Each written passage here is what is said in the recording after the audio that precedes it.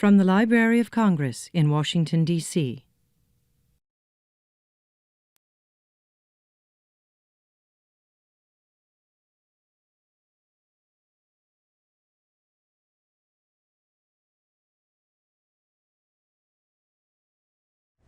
My name is Jason Steinhauer. I'm a program specialist at the John W. Kluge Center at the Library of Congress.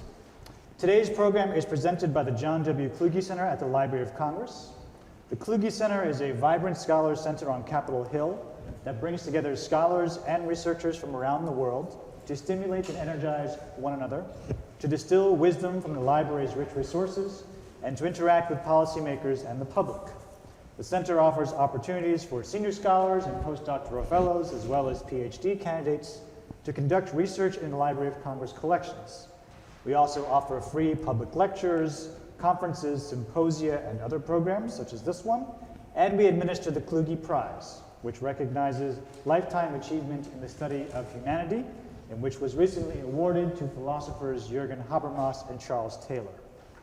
For more information about the Kluge Center, please visit our website, loc.gov/Kluge, and I invite you to sign up for our email list, which is on the table on the way out.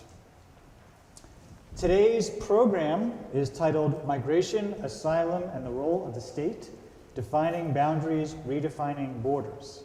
The event is part of a new program series that we inaugurated last year, which we've titled Kluge Conversations. It's one of the wonderful aspects of the Kluge Center that we have a diversity of scholars from around the world under one roof. And there are some wonderful synergies that emerge.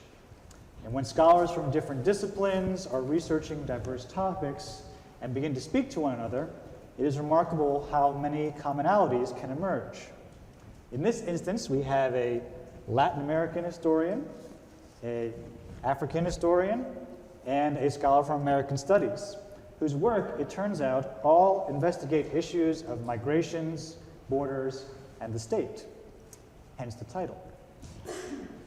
This is also a topic that is much in the news today, as we know, both in the US and abroad, and so the focus of our conversation and the genesis for this event. A word about how the program will run. We've asked each of our three scholars to offer a brief overview of their work at the Kluge Center and their research project. The scholars will then engage in a conversation that will take approximately 20-30 minutes, after which we'll open up to you for Q&A. And the scholars are eager to engage you in this conversation, so we'll leave plenty of time for questions. We'll conclude at approximately 5 p.m. We're also testing out for the first time our new sound system, so hopefully everyone can hear us, and if there are any problems with the sound system during the event, please let us know. We'll try to correct them. And we'll also be eager to hear your feedback on the system so that we can use it for future events. Finally, before we begin, brief bios about each of the scholars. Longer biographies are on the handouts, which are available actually on the front table when you come in. But for the sake of future viewers of this webcast, I'll also state the bios now. Julia Young is an assistant professor of history at the Catholic University of America here in Washington. Her research and teaching interests include Mexican and Latin American history, the history of Mexican migration to the United States, global migrations, religion, and diaspora. She recently published her first book, Mexican Exodus, Migration, Religion, and the Long Legacy of Mexico's Cristero War, which was written and researched at the Kluge Center. The book examines Mexican migrants who supported the Catholic Church during Mexico's Cristero War in the late 1920s. She has published articles on the topic in the Americas and the Catholic Historical Review. She received her PhD in 2009 from the University of Chicago, and she is currently a Kluge Fellow at the Kluge Center. Ivan Char Lopez is a PhD candidate in the Department of American Culture at the University of Michigan. His work traverses the boundaries of digital studies, Latina and Latino studies, the history of technology, and US history. He is currently a Kluge Fellow in Digital Studies at the John W. Kluge Center, a relatively new fellowship which we just launched in 2013. He is the third holder of that fellowship. Catherine Luongo, I'll from here on out call her Kate. Kate Luongo earned her PhD at the University of Michigan and is Associate Professor of History at Northeastern University. She studies legal systems in colonial and contemporary Africa, particularly the intersections of the supernatural and law. Her work also examines belonging in Africa and in the global arena of asylum. Her historical ethnography of Kamba witchcraft was a finalist for the African Studies Association Bethwell Ogut Prize and for the American Historical Association Martin A. Klein Award. She is the co-author of Obama and Kenya, Contested Histories of Politics and Belonging, which will be published by Ohio University Press in spring of 2016. This book is the first scholarly work to examine the history of Kenya through the experiences of the Obama family. She is currently a Kluge Fellow at the John W. Kluge Center, completing her second monograph, Witches and Bureaucrats, African Witchcraft and its Intersection with Global Asylum Seeking. So, we will begin without further ado. We'll go from, in chronological order from most distant to most recent, and we'll begin with Julia. Thank you. Thank you, Jason, and thank you to the Kluge Center, and thank you to all of you for being here. It's lovely to participate in this conversation. From 1920 to 1930, the population of Mexico was on the move. Hundreds of thousands of Mexicans took to the railroads and the highways to migrate across the northern border to the United States. This migratory flow was so enormous that the Mexican population in the United States, the Mexican origin population, doubled from about 500,000 to about a little over 1 million. There were several causes for this. One of them was the 1910 to 1920 Mexican Revolution, which sort of decimated the countryside and forced a lot of people off of their lands and in search of jobs and safety.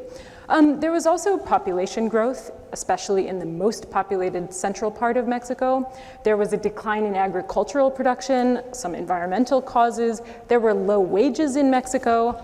There were new transportation networks, highways and railroads that offered quicker and easier ways for people to get from Mexico to the United States.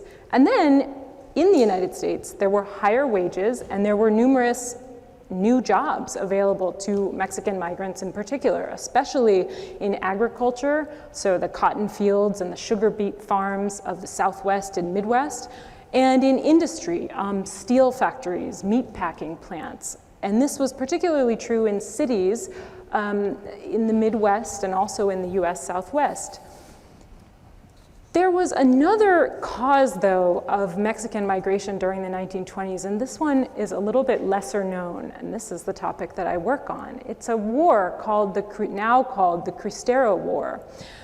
This was a very violent, bloody conflict between Mexican Catholic partisans and the Mexican government, which was at the time, as a result of the Mexican Revolution, enacting very strict anti-clerical legislation. So legislation that forbade people from essentially practicing their Catholic faith in public. It sounds strange because, as you probably know, Mexico is a vast majority Catholic country, but it's also a country where the church and state had struggled for really centuries up until this time. So this was an outbreak of church-state violence.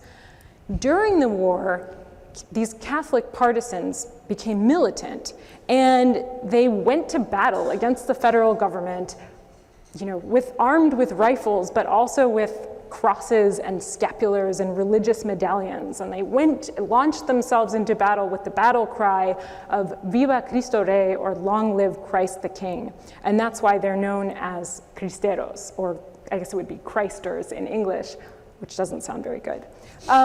They believed that they were in a holy war and that when they died, they would become martyrs, Catholic martyrs. And so my book, which actually somehow you got an old title for my book, so I'll give you the new title, the real title. So No, it's floating out there somewhere. It's called Mexican Exodus, Immigrants, Exiles, and Refugees of the Cristero War. A little bit simpler. So my book examines the ways that this Mexican migration overlapped with this religious conflict that was going on. And I find that the war actually had a really significant impact on this migrant community. Partly it was just coincidence, the geographic and chronological coincidence. The war happened at the same time that this migration was happening, and it happened in the same place where most of the migrants were leaving, west central Mexico, the states, for those of you who know Mexico, if you drew a big circle around the city of Guadalajara, that would be the region. So it also impacted migration in some more specific ways. It created a refugee flow. During the war, the Catholic clergy, so the priests, nuns, bishops, were often actively persecuted by the Mexican government. And so they either were forced into exile or sought refuge in the United States. So there were about 2,000 members of the Catholic clergy that migrated to the United States. There was also a flow of political exiles, Catholic activists who felt that they had to leave the country because they were in danger. And these groups joined the existing flow of economic immigrants that were leaving the area already, that left the area before the war started and after it went on. And it's this last group, the sort of what we think of as economic migrants, that I think is of interest for this particular discussion. I'll bring up two cases in particular very quickly. One is a man named Miguel Venegas. And I think these cases are sort of indicative of the larger group of people I'm talking about. So Miguel Venegas was the owner of a general store in the state of Jalisco. Its capital city is Guadalajara, Cristero hotbed. He and his family were strong Cristero supporters. His brother joined the Cristero troops and ultimately died in the conflict, was considered a martyr within the family. And he himself was also a Cristero supporter. When federal troops came to his town, they were aware of his and his family's sympathies, and they let it be known that he'd better leave the state or he would potentially be killed. So he went into hiding, and ultimately he went to Los Angeles, where he started a grocery store, very similar to his general store back home in Jalisco. In Los Angeles, I think by the time he left Mexico, he had 4 children, and ultimately he and his wife would have 10 children. He raised all of these 10 children in Los Angeles. The grocery store supported the family, and they stayed in the United States after the war ended. In fact, the descendants of Miguel Venegas still live in Los Angeles to this day. But he raised his children to be good, devoted Catholics and to remember and support this Cristero cause back home in Mexico. He and his family participated in anti-government Catholic activism from Los Angeles, and they continued to view themselves as Cristero supporters both during the 1920s and afterwards. Another quick case is the case of Severino Lopez, also from the state of Michoacan, but lived in the state of Jalisco. He was a journalist who wrote critical articles about the Mexican government while the Cristero War was going on.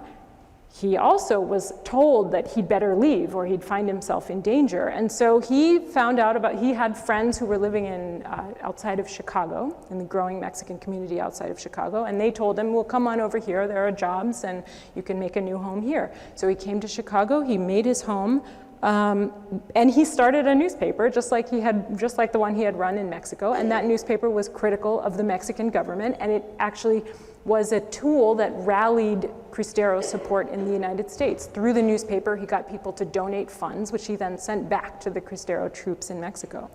But he too, and his family, stayed in Chicago after the war, made a living there, raised children there. One of his sons became a Catholic priest who eventually went back to Mexico, back when that was legal once again. And so these are the migrants. I know of many cases of them, but don't have as many stories like this. But there were thousands of people like this who left because of the war for political reasons, but also for economic reasons. They couldn't maintain their businesses in Mexico during this conflict. And so when they relocated to the United States, became business people in the United States and made a living there. So how do we classify these types of migrants? Typically, Mexican migrants from this period are thought of as labor migrants, as economic migrants. And we've, as historians, have talked about them in terms of their economic motivations, their economic interests, and their labor. And what I argue in my book, I call this group the Cristero diaspora. a group, the scattered group of people that supported the Cristero cause from the United States. And what I argue in my book is that this story tells us something important about Mexican migrants. It tells us that Mexican migrants were political actors, that they rallied around causes within their homeland, that they had religious motivations. And by the way, not all of Mexican migrants supported the Cristero War. Lots of them actually supported the Mexican government. And these people fought with each other in the United States. So Mexican migrants, need to be viewed outside of this limiting lens of economic or labor migration, is my argument, both in the book and here. And I think it helps us think about something that we'll talk about a little bit more today, which is, how do these categories that we try to stuff migrants into, are you an economic migrant? Are you a refugee? Are you a political exile? How can we blur these categories in creative ways to think about migrants differently? So I'll stop there. So thank you all for coming. It's exciting to talk about my project in large part because I'm in the process of research and writing it. So I'm at a different stage than my peers. And right now my dissertation project is titled Drone Technopolitics, A History of the Datification of the US-Mexico Border. And it traces the long and complicated trajectories of databases and computers as instruments of empire since the 1960s. Databases and computers, I think, helped us understand how drones later on in the 2000s become the technological choice for border surveillance operations.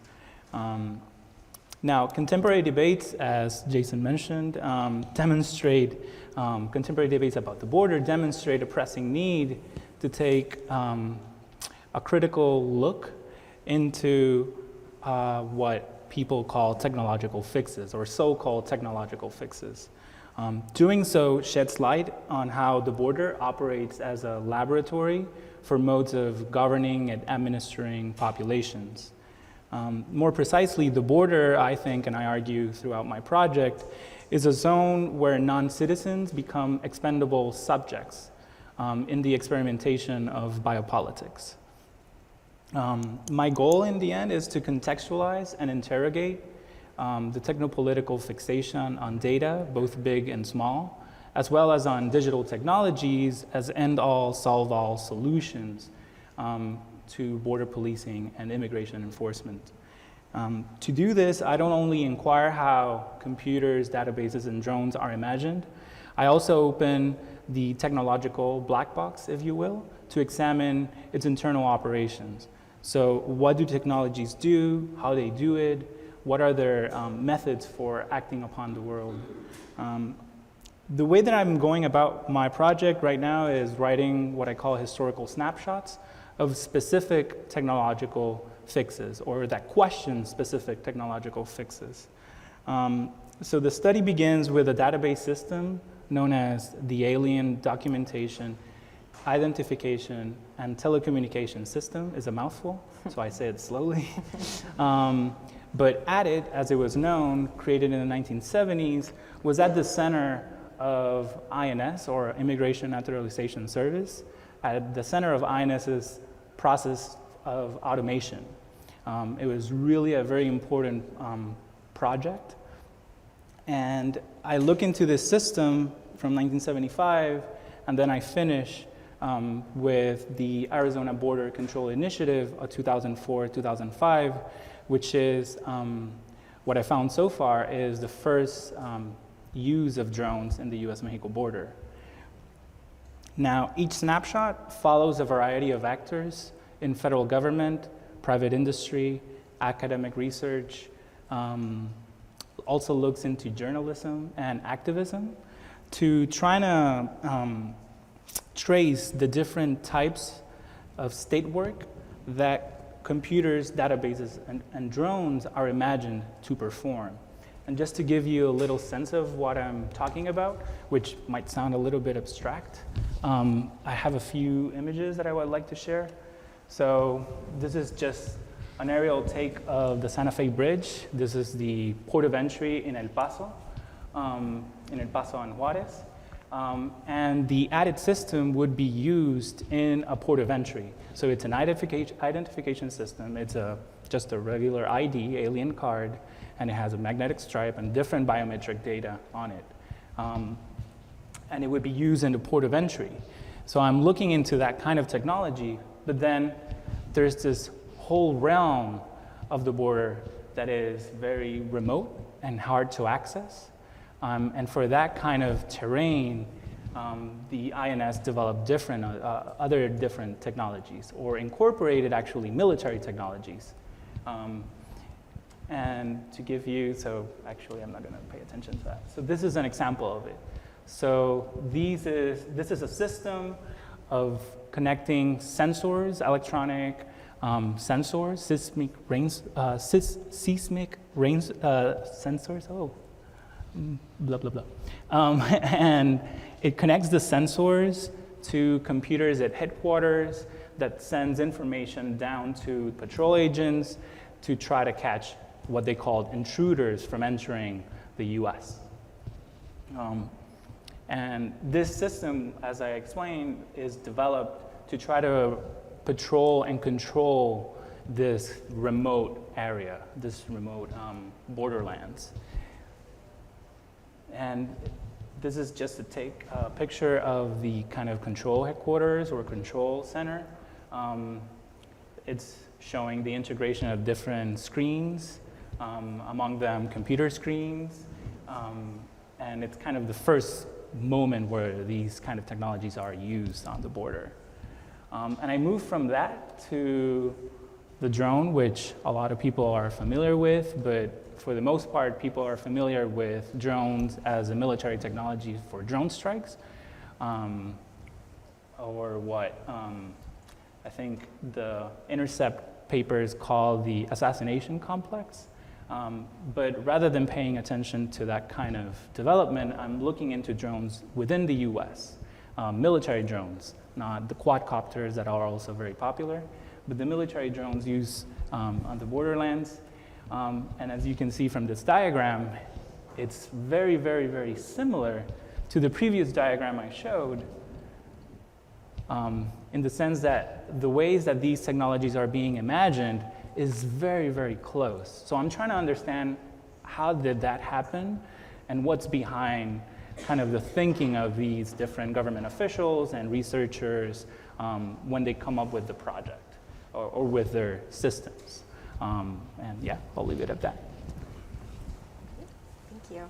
Thank you, Jason. Thank you to the Kluge Center and to our audience. Like Yvonne, I'm in the midst of writing up my research and doing some research as I continue to write up. So today I'm going to open by offering a couple of brief synopses of cases that I've collected, and then I'll talk a little bit about the larger categories that I think these cases are representative of.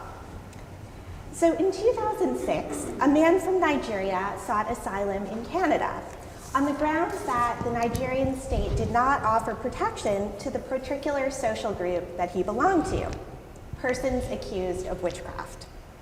The Immigration and Refugee Board of Canada rejected his claim on the grounds that the documentary evidence in this situation, a country conditions report, showed that, quote, despite apathy and reluctance on the part of the police, people have been arrested by the police and convicted before judges, unquote. The claim was denied. The asylum seeker appealed to the Federal Court of Canada for a judicial review of his case. The judge noted that the board had relied on documentary evidence which dealt with people convicted for practicing witchcraft, and noted the report, quote, cannot constitute state protection of persons wrongly accused of witchcraft, unquote. The asylum seeker was granted a new hearing in this case. In 2012, Namibian asylum seekers, a mother and her minor son, came to Canada. They made the argument that they belonged to a particular social group at risk of harm from witchcraft. The mother explained that her son faced a high risk of death from witch doctors in Namibia. The deaths of her parents had been linked to witchcraft. Competing for her inheritance, her relatives had cursed her and said she would die like her parents. Her brothers had respectively found a big snake on their front porch, and another one found a bowl of blood with an owl on his front porch. They took this as evidence of black magic being practiced against them. The asylum seeker said that she had never sought out protection from state authorities because her family was going through witchcraft problems, and as she explained, quote, "The state cannot protect us from witchcraft," unquote. The Immigration and Refugee Board rejected her claim, saying that the harm that she feared over her inheritance was just simply a family matter. It rejected the claim that her son, who suffered from a condition that's actually redacted in the decision, did not face harm from witch doctors. People suffering from his condition were not killed in Namibia. And it also rejected her claim that the state offered no protection from witchcraft and cited a range of evidence that Namibia was a democratic state.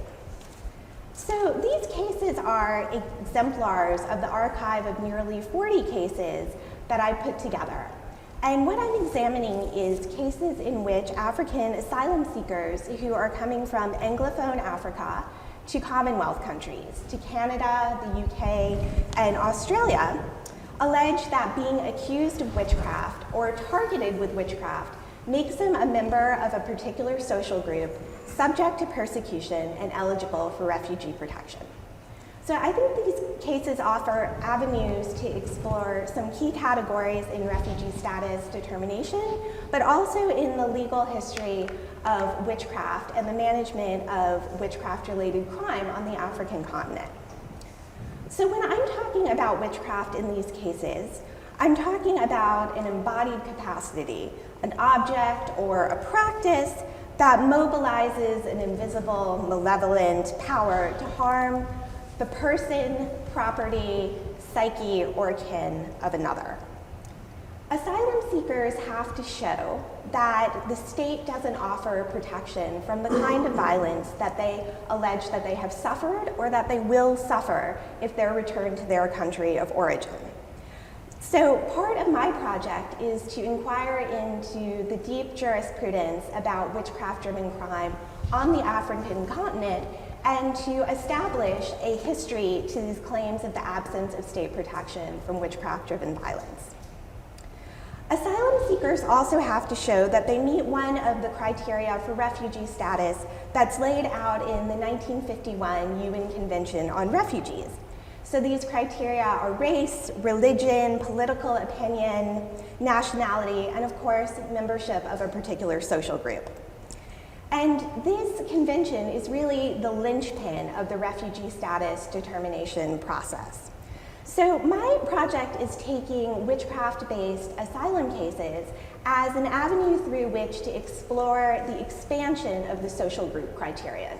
And this is the only criterion of the UN Convention that has been expanding in recent years as asylum authorities have been more inclined to hear arguments that social group can be constituted around cultural practices, beliefs, and perceptions. This project also offers an avenue to investigate how expertise is constituted and mobilized in legal settings. In the colonial cases that I'm examining, a category of intermediary, native assessor, typically men who were taken from the local community that the parties to a case belonged to, operated as interpreters of culture and language between the parties to the case and British justices. They explained the finer points of culture that were brought up in cases, they explained particular vernacular terms, and they bona fide or denied the participants in the case's claims about how culture operated in their cases. So something that I found very striking is that in asylum cases today, social scientists, very often anthropologists, serve in the role of a modern-day native assessor. As expert witnesses, they serve as intermediaries between the asylum claimants and the asylum adjudicators who are hearing the cases. and they occupy many of the same kinds of roles of cultural and linguistic translation. So some of the core questions that I'm applying in doing this research and in writing it up is the question of, can the law effectively intervene in witchcraft? How is reasonableness constituted in state courts and in asylum venues? And what are the limits of cultural relativism in asylum settings?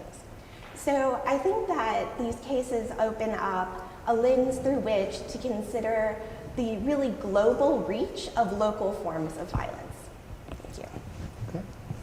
Great, thank you all. I'm going to take a little bit of time to generate some conversation among the three scholars before we open it up to everybody else in the audience. And I want to touch on what all three of you have alluded to and mentioned, which is this idea of labels, definitions, and categories.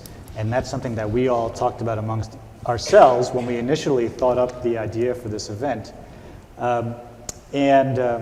I believe it was Kate who actually used this phrase, which I loved, which was the bureaucratization of experiences into state-defined categories, which is kind of a mouthful. But thinking about, we have people who are moving for all various reasons in history from places to places.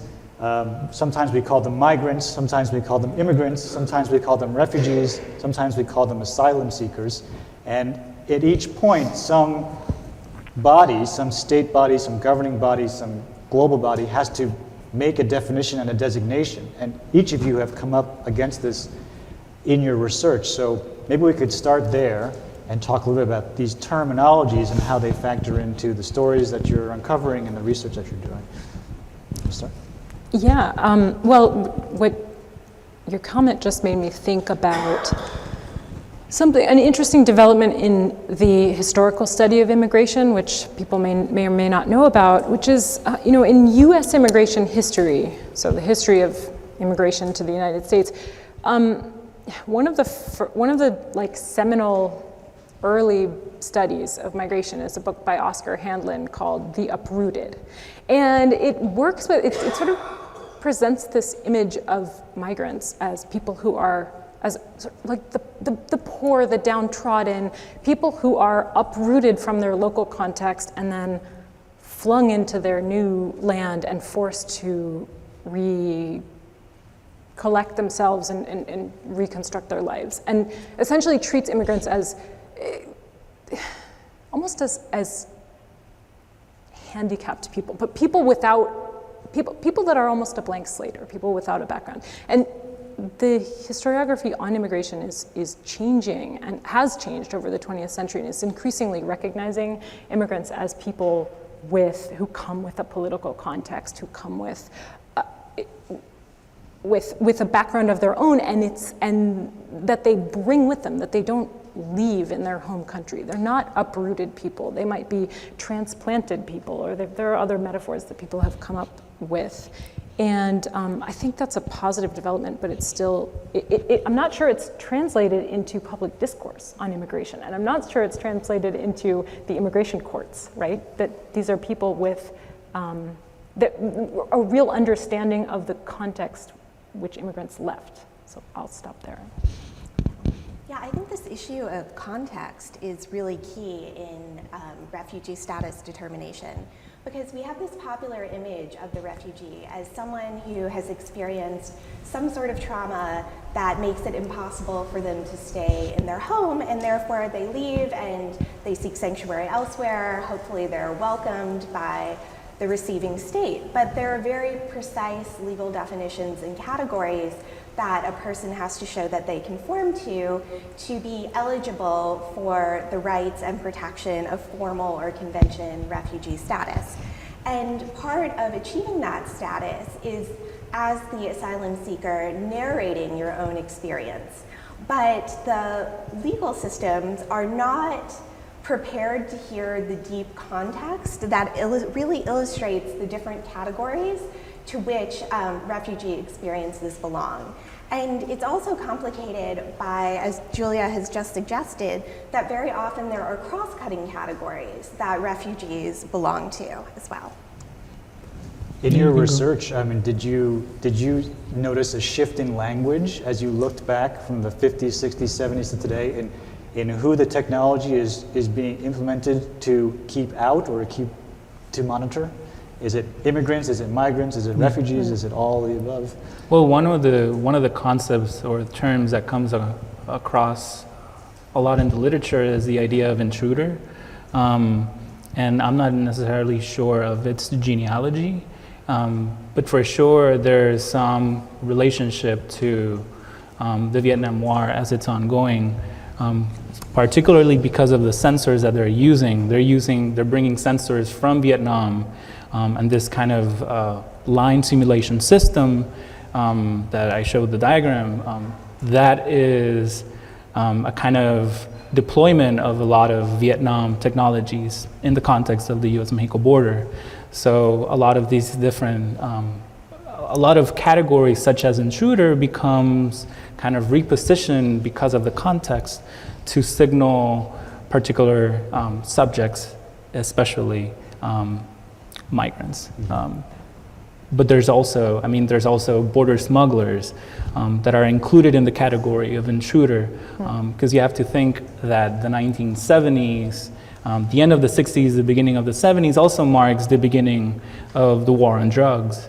And there's a lot of these different technologies are employed as well, not just to capture or to try to target immigrants, but also to track and capture border smugglers of different kinds of things, and as well as humans. I'm also struck about how there are some things that we can't keep out. We go through all these machinations to keep people out, but there are things that transcend borders and that cross borders no matter how hard we try. There's religions and ideologies, and as you were talking about, there's politics and political leanings that we can't keep out. Can you talk a little bit about some of the things that are porous, that spread across borders, even as there are these categories that are set up to keep various elements out of various places? That you've already mentioned some of them. But. Yeah, I mean, I would just say political conflicts. You know, I've seen this in my own work, but also in other groups. I mean, someday I would like to write a book comparing different migrant groups who've sort of brought their homeland conflict with them. I think it's more the rule rather than the exception. Actually, you can look at Armenians or multiple other national or ethnic groups who, in some ways, not only bring their conflicts with them or their political causes with them, but their political causes become even more important in the United States. The Irish are an example of that, where that political cause or conflict becomes a part of identity. So that's something that's very portable. Somebody was talking portable nationalism. We were talking about that. We were talking about that in the halls of the Kluge Center. So. Yeah, I think I can answer that question abstractly and concretely. So more abstractly, I think we can talk about narratives being born across borders. So as I think I suggested earlier, the refugee's testimony really about his or her own experience really forms the core of an asylum case. And a lot of the literature on refugee status determination has talked about the culture of disbelief with which many asylum adjudicators approach these narratives. And one of the reasons is that there are narrative brokers. So you can go in your home country to someone who will tell you a story that's been shown to work in the asylum setting where you're heading. And you can adapt it a little to make it kind of your own legend almost. More concretely, beliefs and practices are born across borders. So there have been cases in the UK of witchcraft-based killings. And I've also seen some cases of human trafficking where Nigerian women have been taken to Europe and held in thrall by their captors who have told them that they have essentially witch doctors on call at home to curse the trafficked women's families if they try to escape from their traffickers. Interesting. Yvonne, there was an article in the New Yorker recently about chronicling a Syrian refugee and how he made it first to Cyprus and back, and then to Turkey and to Greece, and then eventually all the way up to Sweden. And as I was reading that article, I was thinking of you because it talked about all of the various ways that he used technology to subvert border protection. And I was thinking about your research and all the investments in technology that we have made to enforce border protection. Is that something that you think about in your research, that how people have also subverted these technologies using perhaps less sophisticated or more naive modes of technology to get around? So the added system, as I mentioned, produced a card, and that's what the goal was. Every alien resident in the United States would have this card as a mode of identifying him or herself. And that came about because the original green card, as it was called, that was actually used since the 1940s, there were different versions of it. So there was no standard version of a green card. So they wanted to create finally a standard version of it because a lot of migrants crossing the border, not through the checkpoints, but even also through the checkpoints themselves, they carried what the government thought were falsified or fraudulent identifications. So they were trying to kind of police that practice. And so in the short answer is these different technologies that are created to remediate maybe a transgression by a migrant or by a group of people are not perfect. And even the same computer engineers, for example, there's a electrical engineer that was working on the sensors. He talks of how these systems are not only they're not perfect, but that they're also producing new problems that need to be addressed and need to be kind of thought about constantly. And that's just from the researcher side. Then the implementation also leads to, people creating false documents, et cetera. I'll throw one more food for thought question out there, and then we'll hear from everybody here. But when we initially spoke, we talked about how, earlier in human history, there were migrations happening all the time. People if you go way, way back, people crossing the Bering Strait or leaving from Africa. But even in more recent human history, migrations across space, across geographies, across boundaries that went largely unchecked or unfettered. But it only seems to be, sort of correlated to the rise of the nation state and the modern day boundaries and borders that we've drawn, that we see the migration of peoples from point A to point B as a problem that needs to be solved or that needs to be somehow mitigated in some way. I was wondering if, as you think about your own research and the work that you're doing, how this idea of the border and people crossing it as a problem that needs to be solved or an issue that needs to be confronted, how you have seen that evolve, how that has been talked about by the various actors and agents in your research, or if there's any other insights on that very general theme that you want to share. Kate, you want to go first? Or? Yeah, that's fine. So I think that the apparatus around controlling the flow of people has gotten more and more complex over time. So the cases that I'm looking at have occurred primarily in the last 20 years. And I've been reading them in conversation with the refugee law in the places in which the asylum is being sought.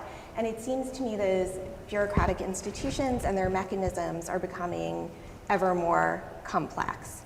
At the same time, there's a real push and pull that's quite apparent between a kind of humanitarian impulse and then a desire for resource control, which is really, I think, at the root of this problem of migration. Let me see. So In the case of computers and databases, I would also say the same thing in the sense that a lot of these systems have grown more complicated and more nuanced. A lot of these computers early on could only just perform one particular task. And a lot of the research was that the computer could perform the task as quickly as possible. It was all about speed and make it as fast as possible. But today, the computers have multiple functions and do plenty of things simultaneously. And what I'm studying or trying to figure out is how algorithms, the development of certain algorithms complicate the practice of sovereignty. And I don't have an answer to that. That's really like the big question behind my project. But just to give you a taste of it, not really from my project, but from another experience. So the NSA uses kind of a citizenship algorithm. This comes from the research of one of my advisors, John Cheney-Leopold. So the NSA uses this citizenship algorithm that determines if the person that is being surveilled is a citizen or not. And if you are identified by this algorithm that you are 51% considered non-citizen, then you could be surveilled. So citizenship becomes a gradation. It's not a yes or no thing, although it is a yes or no thing, but it's quantified in such a way that makes it almost possible for anybody to be non-citizen. Mm-hmm. So yeah, trying to figure out that. So in terms of, my research is really focused on the 1920s and 1930s, but of course I voraciously read all news having to do with migration now, and so I think a lot about what has changed. And one thing that hasn't changed is there were lots of Donald Trumps in the 1920s, really so many, saying such similar things, and that's both depressing and also sort of like reassuring, because all things will pass, and that's my hope anyway. But in terms of the actual control of the border, the 1920s is a really interesting period because it's really the first decade that the U.S. tries to get control of the border between the U.S. and Mexico.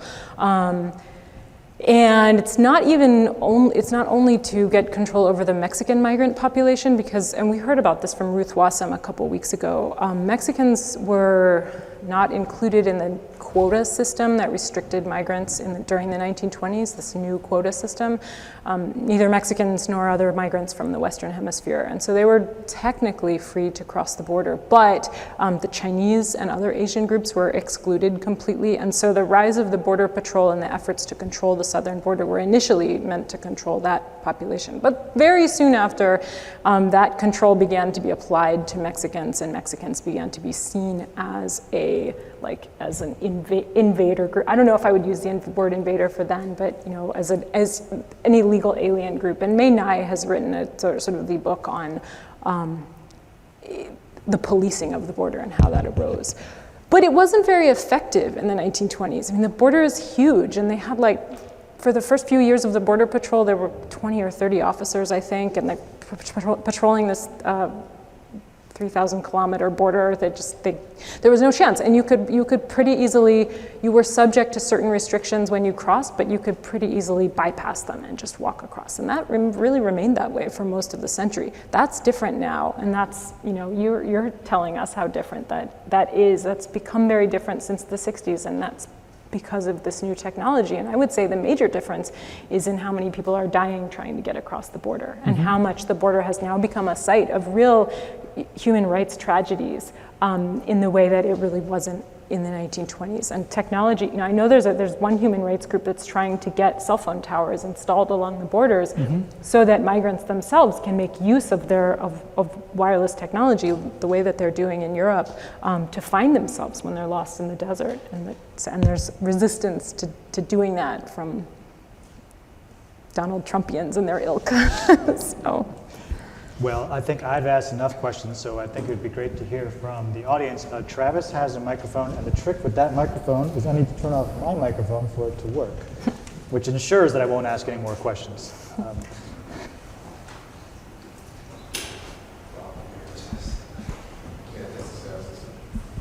Thank you all very much for that. That was Fabulous. So I wondered if any of you had a kind word for national sovereignty. It seems to me that in national law, sovereignty is somewhat defined by ability to control one's borders, and is a traditional value and expectation of that. Usually we're not thinking of migrants when we're saying that, but a number of Jason's questions went to the legitimacy of the exercise of sovereignty, the reason for categories, the reason for asylum, and not an economic migrant, it's an asylum seeker, is that that people attribute certain values as legitimate to exercise of sovereignty, and then they find another value which will trump sovereignty. No pun intended here. Relax. What I'm wondering is, but I've talked to others in this field, and they'd actually answer with my question is, do you have a kind word for sovereignty? With no, we don't. That we see borders as destructive of movement that's essential if you truly value human life in many parts of the world, as well as conflict and other things. And I wondered how each of you looked at sovereignty and its legitimate exercise.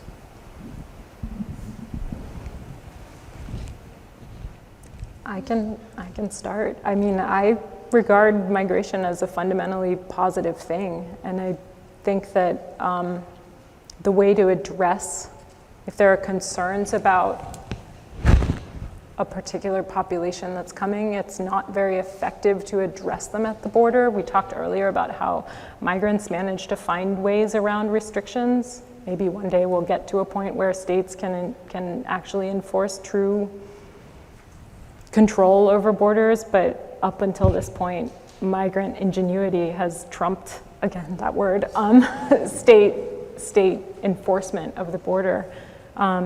But yeah, I mean, I've asked myself this question, and I think I'm in favor of open borders, but I'd be up for a debate on that. Yeah, I think it's a really complicated question, and I'll go back to what I said before about the push and pull between the humanitarian impulse and then resource allocation. And I think that with the specter of Donald Trump, one of the questions underpinning sovereignty is what the citizens of the sovereign state believe immigration is doing or not doing. And I don't think that there are very accurate understandings of how immigrant populations come to be in a particular nation and the kinds of things that they do once they arrive there. I have nothing.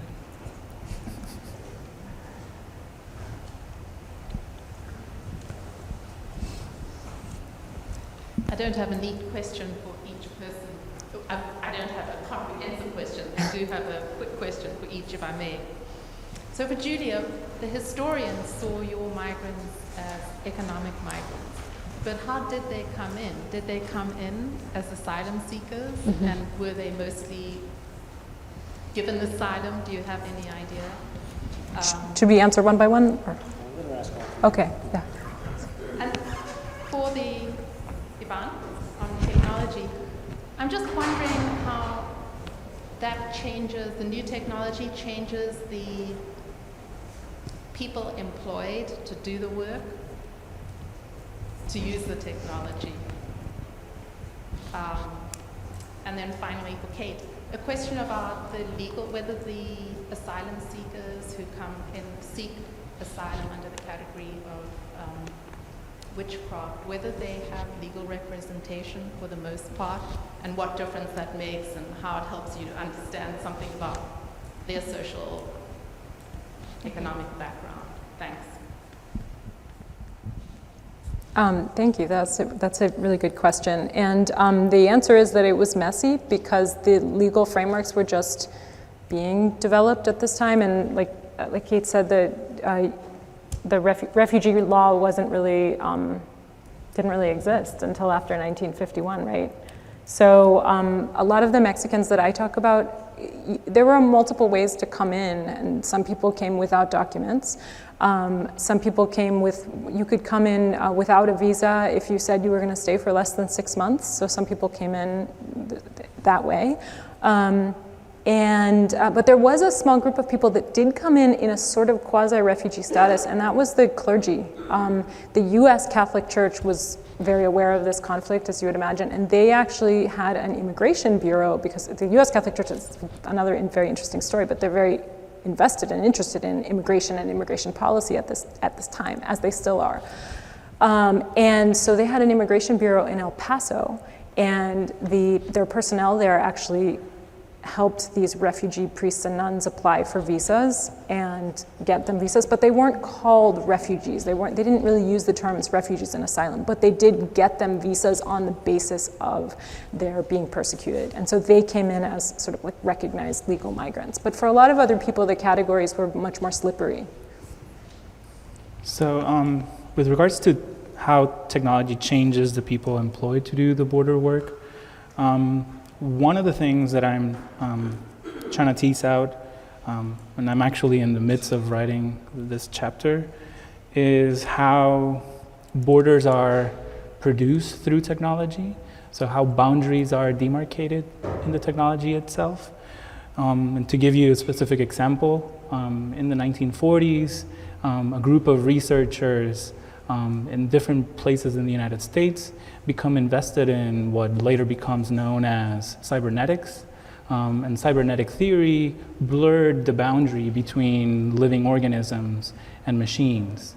And in the blurring of that boundary, when you have the Office of Planning and Evaluation in INS implementing new automated systems into INS work, what they're doing is imagining all the different components of the system as a machine. So humans in some ways become machines, or little machines within the machine itself. And in that way, I think that is changing how the officials are imagined or are thought of by different policymakers. And then, yeah, that would be like my initial response is in the way that humans and machines are thought of within government. Yeah, on the question of legal representation, it's quite inconsistent and ad hoc. And asylum seekers can acquire attorneys through various mechanisms. In some cases, there are NGOs that specialize in matching asylum seekers with attorneys. Large law firms will often have some of their pro bono work dedicated to doing asylum cases.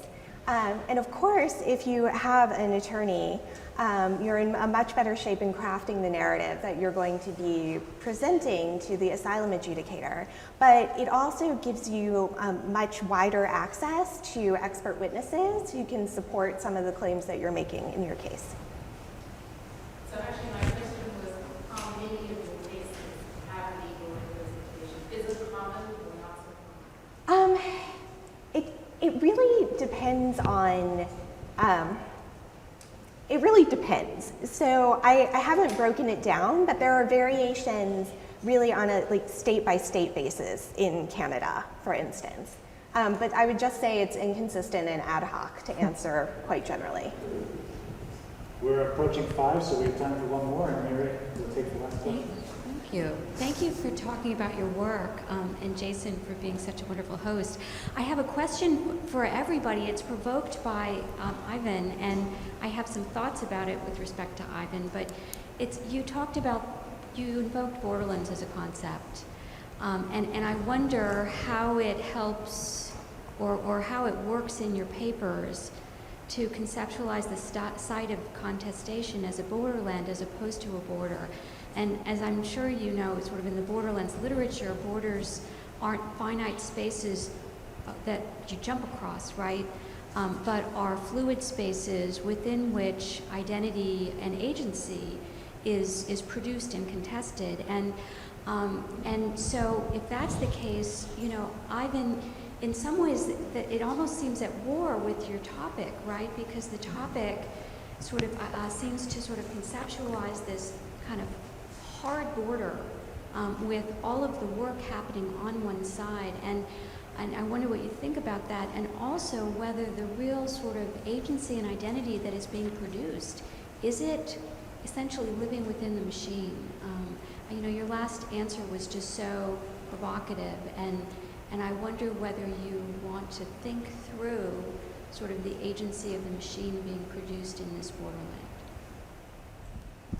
So that's a great question. Let me see how to tackle it. So going back to for example, the different electronic sensors on the border, these sensors do not successfully identify every time there is a migrant passing by, but it's actually giving signals for different kinds of beings. So, because it's not responding to, I don't know, to human skin and saying, oh, there's a human touching me, but it's actually just sending an electric signal with a sound to the home base saying, oh, there's something going on here. And they send people there, and what happens? They find an animal. They find a dog, they find another organism there. So these machines are constantly failing. Even though they're working effectively in their effective operation, they're failing to successfully differentiate between the human and non-human. So that's why I think the Borderlands framework is so productive to look at technology, because it is not so neatly as I probably then showed it to be. It's actually not. It's actually failing constantly. I can think of, for example, drones. Drones are not flying all the time as they're supposed to be flying, but they're flying, I think, a little bit over 50% of what they're supposed to be flying, of the time they're supposed to be flying. So they're way down, and that's one of the reasons why the Inspector General for Homeland Security is criticizing the drone program and saying, this costs too much, and it's not doing the work that you guys say it is doing. But there are a lot of different players that want to see the drone program continue. And that's why, my approach, which is an actor network approach, looking into different actors, you have to not only look at the state, but also look at the engineers and look at the companies behind these technologies that are also really invested, quite literally, they're invested in these machines being bought and being deployed. And that's why I think the comment of the electrical engineer from the 1970s, I thought his comment was brilliant in this article I read. And he's saying, these machines are generating new problems for us. And I included it because I wanted to kind of highlight how they're not perfect and they're failing, and yeah. Sorry, I went everywhere.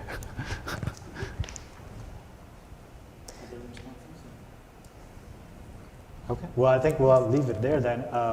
Please join me in thanking all three of our scholars.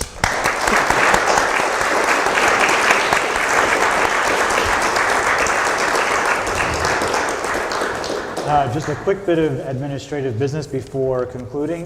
We are conducting an institution-wide survey about our events. That survey is on the table right when you exit, and we'd love to get your feedback on this event and other events that you've been to at the Kluge Center. We hope to do more types of these conversations when scholars are working on topics that intersect with each other, so please do sign our email list. And we at the Kluge Center are on break for a couple weeks, but we are back December 10th with Mary Dudjak, our current chair in American Law and Governments. She will be sharing a lecture about her research on America's entry into World War I.